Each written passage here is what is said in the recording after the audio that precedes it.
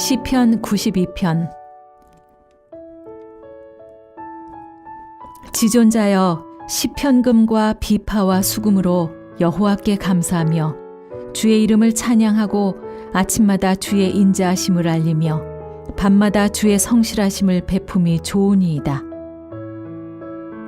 여호와여, 주께서 행하신 일로 나를 기쁘게 하셨으니 주의 손이 행하신 일로 말미암아 내가 높이 외치리이다.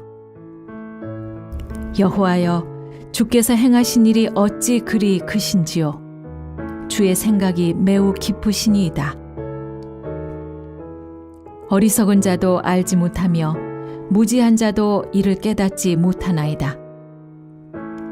악인들은 풀같이 자라고 악을 행하는 자는 다 흥왕할지라도 영원히 멸망하리이다. 여호와여, 주는 영원토록 지존하시니이다. 여호와여, 주의 원수들은 패망하리이다. 정녕 주의 원수들은 패망하리니 죄악을 행하는 자들은 다 흩어지리이다.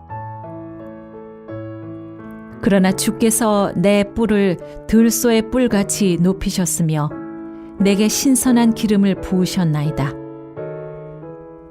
내 원수들이 보응받는 것을 내 눈으로 보며 일어나 나를 치는 행악자들이 보응받는 것을 내 귀로 들었도다.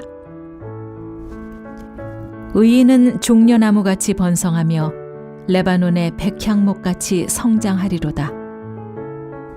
이는 여호와의 집에 심겼으며 우리 하나님의 뜰 안에서 번성하리로다. 그는 늙어도 여전히 결실하며 진액이 풍족하고 빛이 청정하니 여호와의 정직하심과 나의 바위 되심과 그에게는 불의가 없음이 선포되리로다.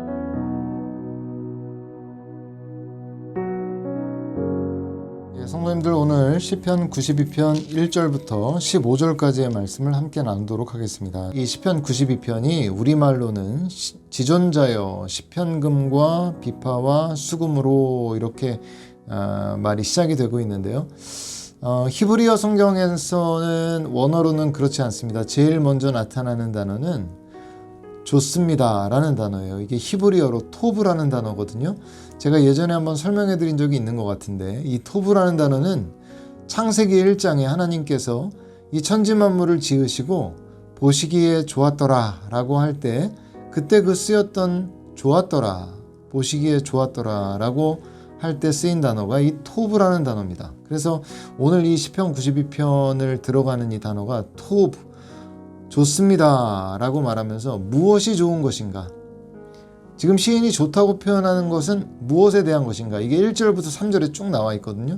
거기에 보면은 여호와께 감사드림이 좋습니다. 하나님의 이름을 찬양하는 것이 좋습니다. 변함없는 하나님의 사랑을 선언하는 것이 좋습니다. 하나님의 신실하심을 외치는 것이 좋습니다. 시편금과 비파와 수금의 음악으로 연주하는 것이 좋습니다.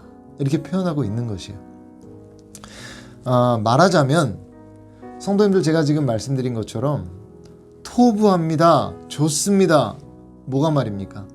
인간이 이 땅 가운데 살아가면서 하나님께서 계심과 하나님의 존재에 대한 인식과 또 그 하나님 앞에 합당한 반응을 보이며 나아가는 것이 좋은 일이라는 거예요. 그러니까 창세기 1장에 그 토부와 연결지어 보면 하나님께서 우리 인간을, 성도님들과 저를 창조하신 가장 창조의 목적에 합당하게 살아가는 모습이 어떤 모습인가 하면 하나님께 감사하고 찬양하고 하나님께서 행하신 일들을 선포하고 선언하고 우리가 악기로 하나님을 연주하는 인간의 그 모습이 이사야서 43장 21절의 말씀처럼 이 백성은 내가 나를 위하여 지었나니 나의 찬송을 부르게 하려 하심이라, 이 말씀처럼 우리가 그 자리에 있을 때 우리를 창조하신 목적에 하나님 보시기에 좋았더라의 삶을 사는 모습이 된다는 것입니다. 성도님들의 하루하루는 어떠세요? 우리의 삶이 그렇게 하나님께 감사하고 찬양하고 하나님의 행하신 일을 선언하고 선포하는 것이 좋아 보이는 일, 하나님 보시기에 좋았더라의 삶인데 어떤 삶을 살아가고 계십니까? 성도님들, 우리의 하루의 삶에는 늘 환경적으로 감사한 일만 있는 것은 아니죠. 때로는 힘든 일도 있고요, 어려운 일들도 있고, 우리 가운데는 정말 불평할 만한, 원망할 만한 일들도 있죠.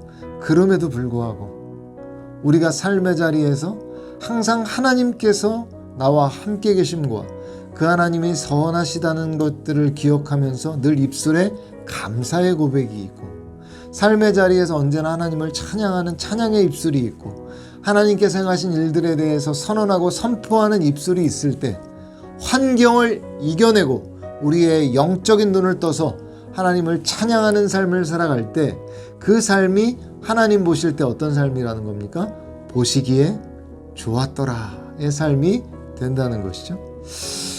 이어 6절부터 7절까지는, 지금 1절부터 5절까지가 바로 의인들의 삶의 반응을 보였다면, 6절부터 7절의 모습은 이 악인들의 모습을 대조적으로 보여주고 있습니다. 자, 1절부터 5절에 보였던 그 의인들이 그런 선한, 보시기에 좋았던 반응을 보였던 아주 근본적 이유는 그들이 하나님의 존재를 인식하고 있었고, 그 하나님을 좋으신 하나님, 선하신 하나님으로 그들이 믿고 있었기 때문이잖아요. 그러면 악인들은 반대로 무엇이 없을까요? 그 하나님에 대한 선하심, 하나님의 존재에 대한 인식이 그들에게는 없죠. 예. 순서를 따지자면 그들이 하나님에 대한 존재에 대한 인식이 없기 때문에 하나님께 감사하지도 못하고 찬양하지도 못하죠. 그래서 6절 7절에 뭐라고 말씀하십니까?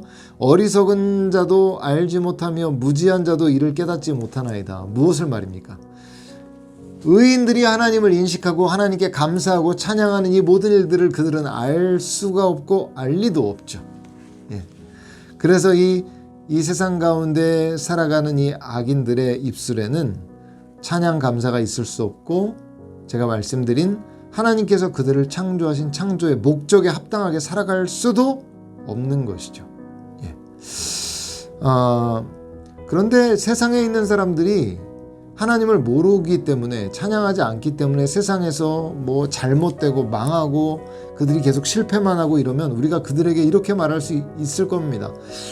아니, 세상에 있는 여러분들이요, 그대들이 하나님을 알지 못하고 하나님을 찬양하지 않으니 세상에서 이렇게 힘들고 어렵게만 살아가는 건 아닙니까? 그러니 하나님을 믿으십시오.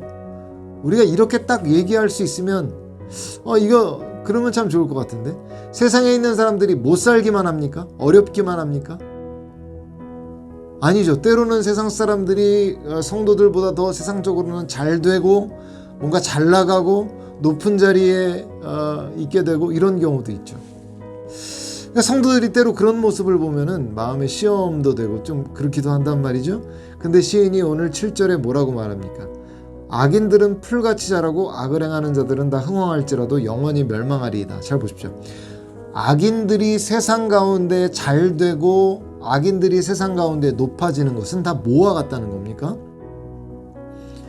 풀과 같은 것이라는 거예요. 풀이 그때 보면은 참 푸릇푸릇하고 뭔가 생명력이 있는 것 같지만 오래 가지 못하고 그들은 결국 시들어버리고 뽑혀버리는 그런 것처럼 그들의 운명은 영원히 멸망할 그런 운명 가운데 처해져 있다라고 말하는 것이죠.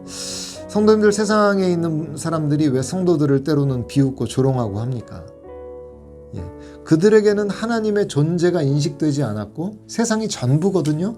그러니까 이 세상에서 어떤 방법을 동원하든 이 생을 살아가는 게 그저 그들에게 전부이기 때문에 어떤 수단을 동원하든지 악한 수단이든 상관이 없이, 하나님을 두려워함도 없이 어떤 방법이든 취해서 세상에서 더 많은 것들을 얻고, 그래서 세상에서 더 많은 것들을 누리면 그들이 보기에는 그 삶이 복되고 지혜로운 삶이다, 이렇게 여기며 살아가는데, 성도들을 보면은 뭐가 이렇게 무서운지 악한 방법은 취하지도 않고 의의 길로 가려고 한단 말이죠. 근데 세상에서 때로는 뭔가 부족해 보이는 그런 삶을 살기도 한단 말이죠. 예. 세상은 그런 것들을 보지 못하는 것입니다. 그래서 이 세상이 전부이기 때문에, 영원을 보지 못하기 때문에 그들은 그렇게 반응하며 살아갈 수밖에 없는 것이죠. 사실 8절이 이 시에 핵심이라고 할 수 있습니다. 가장 중심이 되는 구절인데요. 8절 말씀 같이 한번 읽어볼까요? 여호와여 주는 영원토록 지존하시니이다. 아멘. 하나님은 영원토록 지존하신, 영원토록 영광을 받으실 하나님이라는 거죠.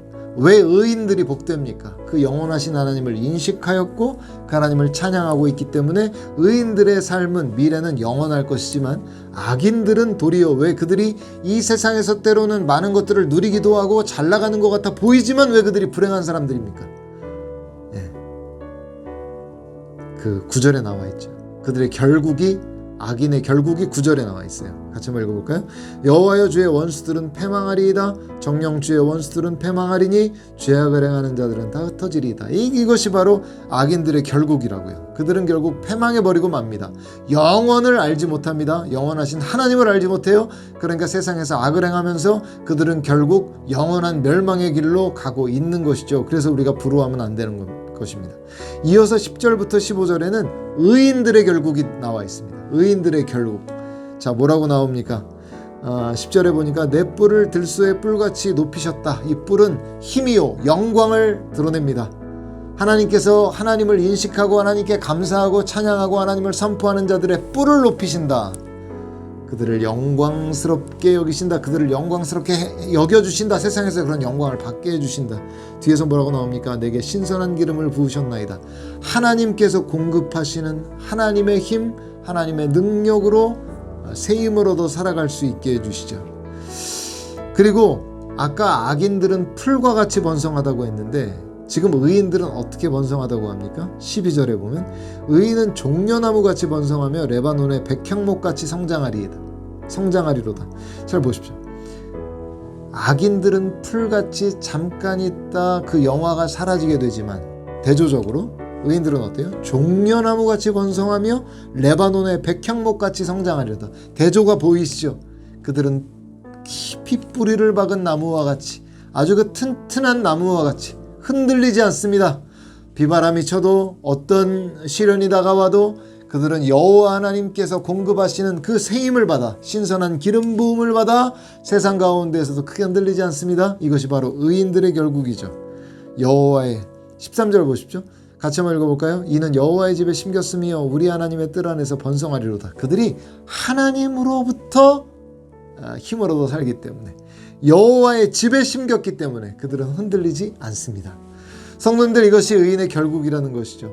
주 안에 사랑하는 성도님들, 우리는 이 세상 가운데에서 때로 환경적으로 왜 악인들이 더 잘 되는가, 악인들이 번성한가, 때로 마음에 불평과 원망이 나올 때도 있지만 영적인 눈을 들어보십시오.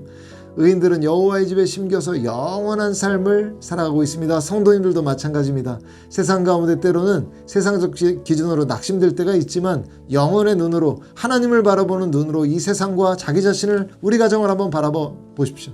진정 복된 자가 누구입니까? 바로 저와 여러분들인 줄 믿습니다. 그 믿음 가지고 오늘도 승리하시는 저와 여러분들이 되시기를 주님의 이름으로 축원드립니다. 기도하겠습니다. 하나님 아버지, 감사드립니다. 영원히 찬송 받으실 하나님, 우리의 입술 가운데 항상 그 찬송과 경배가 있기를 원하고 하나님 행하신 일들을 선포하는 그러한 선포의 입술이 있게 하여 주셔서 우리의 영원한 복, 우리의 영원한 우리의 존재들, 하나님 안에서의 우리의 정체성을 붙잡고 세상 가운데도 능히 승리할 수 있는 하나님의 백성들이 되게 도와주옵소서. 감사드리며 살아계신 예수님의 이름으로 기도드렸습니다. 아멘.